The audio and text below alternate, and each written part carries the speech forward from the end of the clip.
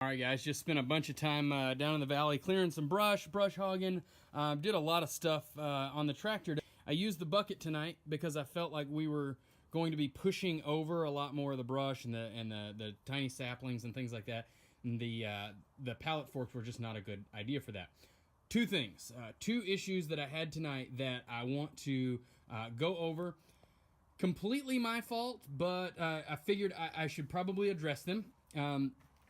Last night, I put these cables that run underneath the tractor, these hydraulic hoses. I cut a piece of electrical conduit and slipped it around the outside of those hoses just to give them a little bit more protection.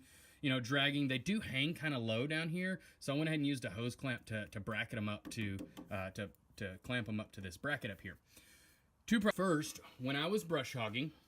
And I was doing a lot of forward and backward stuff, so I know that this was my problem. I'm the one that caused this. The problem, though, I see is the placement of this bracket. I've seen a lot of tractors with the brackets in the same exact spot. Not that big a deal. I'm assuming that this is a fairly rare occurrence, and you know, shame on me.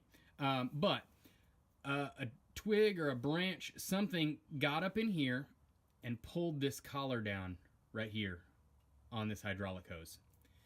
I went to raise my bucket up and it only got to about the height of the hood and it would not go up anymore, and I couldn't figure out why.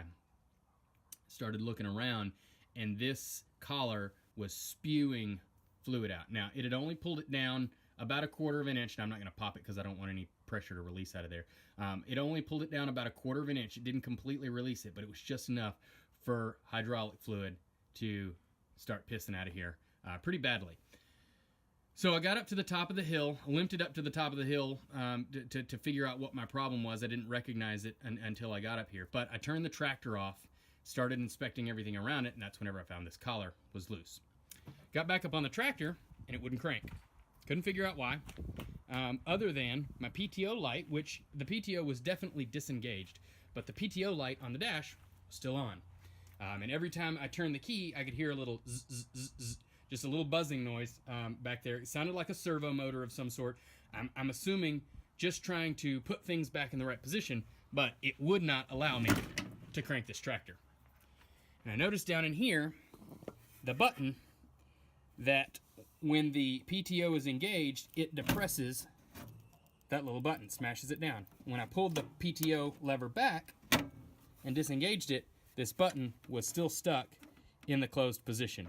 So, easy enough to find, easy enough to fix, not that big of a deal. Like I said, most of the issues that I think I'm going to have with this tractor are going to be a result of me, not something that the tractor did wrong or doesn't do well. Again, I was probably using it not as intended, and that's why that branch got up in there and pushed that collar down. And the PTO disengagement button, that was something pretty simple. I'm probably going to squirt a little WD-40 or some PB Blaster on that button just to make sure it moves back and forth like it's supposed to. So did a fair amount of work tonight. May make some videos of me going down to the valley so you can see exactly what I do down there, clearing that brush. And other than that, everything ran flawlessly, and a couple of little issues, but we got those fixed, and I don't think there'll be problems in the future. So leave a comment or a message down in the comment section below. Let me know what you